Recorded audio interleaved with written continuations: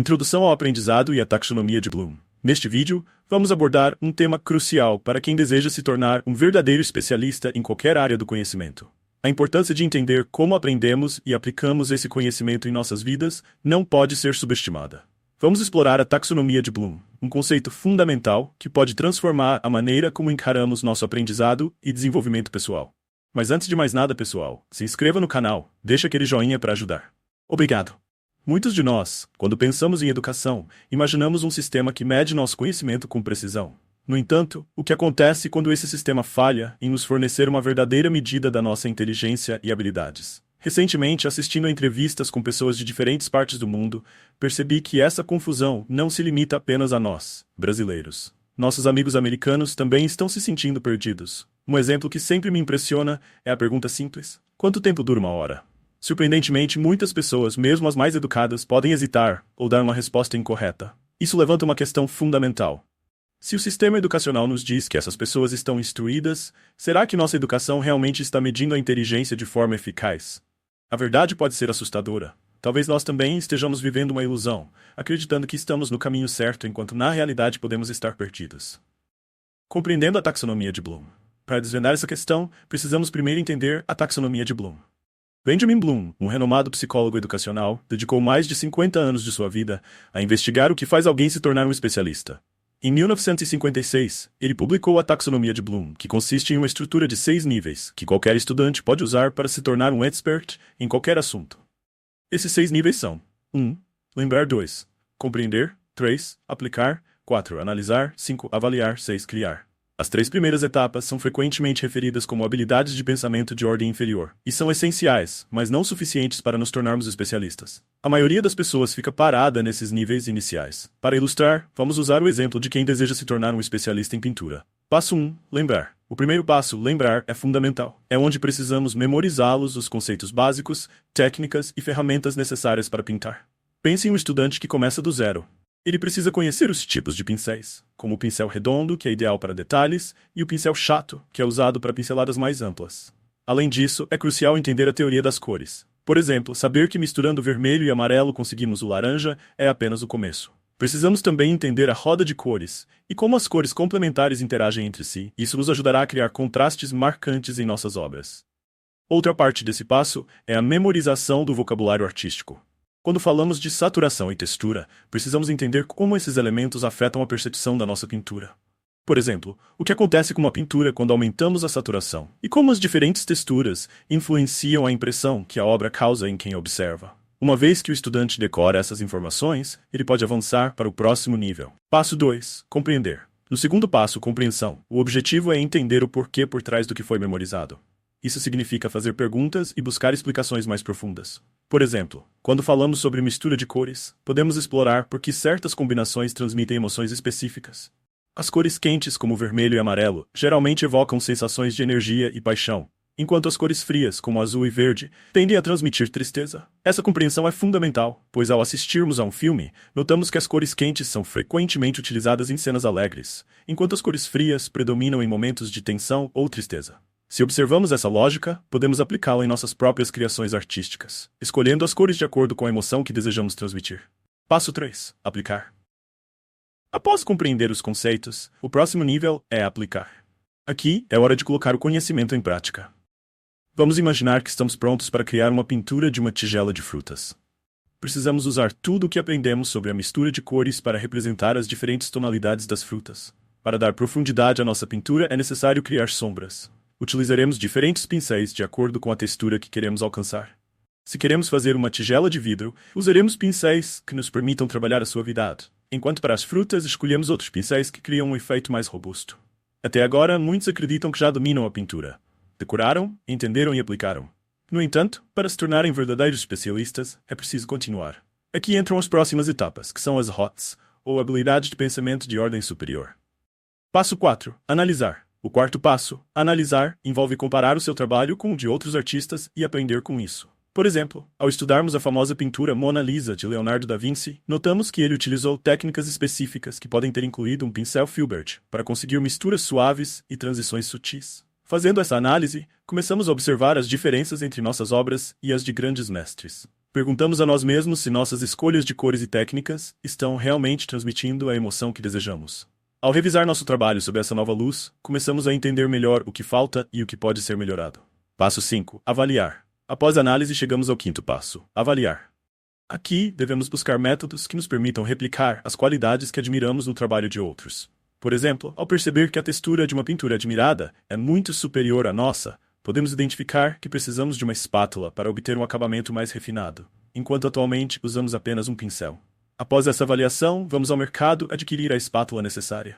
Em seguida, começamos a desenvolver essa nova habilidade. Analisando o impacto emocional nas obras de outros artistas, percebemos que o uso de cores e pinceladas variáveis é essencial para criar atmosferas mais intensas. E assim, aprendemos com os grandes, permitindo que isso influencie nosso próprio estilo. Passo 6. Criar. Por fim, chegamos ao último passo: criar. Neste nível, usamos todo o nosso conhecimento, compreensão e habilidades analíticas para gerar algo original e único. Por exemplo, após estudar o estilo de Leonardo da Vinci, você pode decidir criar uma série de pinturas que refletem a vida urbana. Assim, ao observar os reflexos dos edifícios na água e no vidro, você aplica seu entendimento sobre a reflexão da luz e texturas, desenvolvendo um estilo que será uma contribuição nova para a arte. Neste processo, é importante experimentar não apenas ângulos e estilos únicos, mas também combinações de cores diferentes.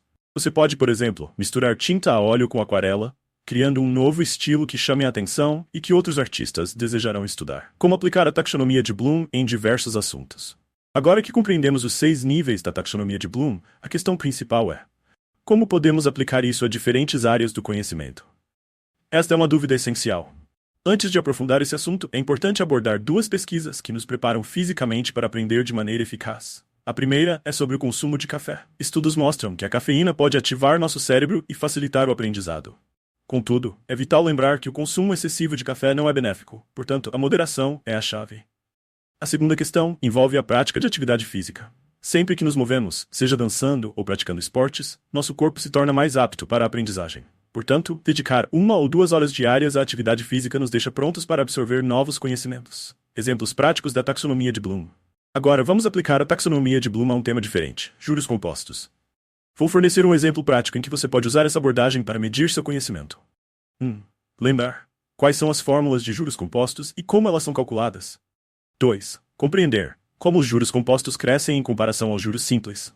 3. Aplicar. Se você investir R$1.000 a uma taxa de 10% ao mês, quanto terá após 3 anos? 4. Analisar. Se você fizer 2 investimentos, um que compõe anualmente e outro que compõe a cada 3 meses, com a mesma taxa de juros, qual será o valor final de ambos? 5. Avaliar. Se lhe oferecessem 2 opções de investimento, uma com juros compostos diários a 5% ao ano e outra com juros anuais a 20%, onde você investiria e por quê? 6. Criar. Desenvolva um plano financeiro que considere a capitalização, o tempo e a taxa de retorno. Baseado nesse plano, como você e sua família podem alcançar a aposentadoria? O que você precisará fazer ao longo dos anos para garantir que suas economias cresçam de forma consistente? Esse exercício não apenas nos ajuda a avaliar nosso nível de conhecimento sobre juros compostos, mas também nos força a pensar criticamente sobre decisões financeiras que impactam nossa vida. Agora, vamos explorar um exemplo mais divertido e prático: cozinhar.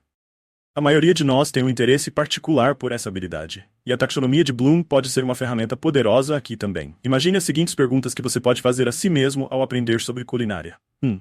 Lembrar. Quais são 5 técnicas de culinária e ferramentas de cozinha que você deve conhecer? Compreender. Quando você assa ou ferve legumes, que sabor se destaca em cada método de preparo? 3. Aplicar. Prepare um omelete básico de forma que ele fique fofo e cozinhe uniformemente. Escreva todos os passos necessários para isso. Analisar. Se você experimentar um prato que não tem uma boa textura e está sem sabor, como você descobrirá o que falta e que técnica usará para melhorar? 5. Avaliar. Ao fazer o mesmo prato, mas uma versão com ervas frescas e outra com ervas secas, como você saberia qual erva se encaixa melhor e como cada ingrediente altera o sabor? 6. Criar. Se você precisar preparar um pilaf usando apenas 5 ingredientes, cujos sabores combinados resultem no melhor prato possível, quais ingredientes você escolheria e por quê? Esses exemplos mostram como podemos aplicar a taxonomia de Bloom a diversas áreas de interesse. Seja na arte, nas finanças ou na culinária, entender cada nível de aprendizado nos permite crescer e nos desenvolver de maneira mais efetiva. A importância da autoimagem no processo de aprendizado. Outro aspecto fundamental que não podemos ignorar ao discutir a taxonomia de Bloom é a questão da autoimagem. A maneira como nos vemos impacta diretamente nossa capacidade de aprender e nos tornarmos especialistas em qualquer campo. Um estudo fascinante de 1999 revela a profundidade desse conceito. Nesse estudo, um grupo de meninas asiáticas americanas foi convidado a realizar um teste de matemática. Elas foram divididas em dois grupos. Um grupo recebeu a informação de que aqui está seu teste de matemática, mas você é uma garota. Enquanto o outro grupo foi informado: aqui está seu teste de matemática, mas você é asiática. Embora as meninas fossem quase equivalentes em termos de inteligência, os resultados foram surpreendentes. O grupo que foi rotulado como garotas teve notas significativamente mais baixas, enquanto o grupo que foi identificado como asiáticas obteve notas mais altas. Por que isso aconteceu? A resposta está na autoimagem e nas crenças que temos sobre nós mesmos. A crença de que asiáticos são bons em matemática e que meninas não são tão proficientes na disciplina influenciou diretamente os resultados. Essa pesquisa ilustra a importância da autoimagem no processo de aprendizado. Se não acreditarmos que somos capazes de dominar um assunto, as chances de nos tornarmos bons nele diminuem drasticamente. Revisão e conclusão. À medida que concluímos nossa exploração da taxonomia de Bloom, é crucial revisar os pontos principais que abordamos. Primeiro, analisamos os 6 níveis da taxonomia, que nos ajudam a identificar em que estágio do aprendizado estamos e como podemos progredir. Em segundo lugar, discutimos como usar a taxonomia de Bloom de forma prática, especialmente fazendo perguntas que nos desafiem a ir além do básico. Além disso, falamos sobre fatores fisiológicos que podem potencializar nosso aprendizado, como o consumo moderado de café e a prática de exercícios físicos. Por fim, enfatizamos a importância da autoimagem e como nossas crenças sobre nós mesmos influenciam nossa capacidade de aprender e nos tornarmos especialistas. Se você conhece alguém que ainda está preso na repetição de informações e não compreende os 6 níveis reais de aprendizado, compartilhe este vídeo com eles. O conhecimento é uma ferramenta poderosa e juntos podemos desmistificar a educação e a inteligência. Nos vemos no próximo vídeo.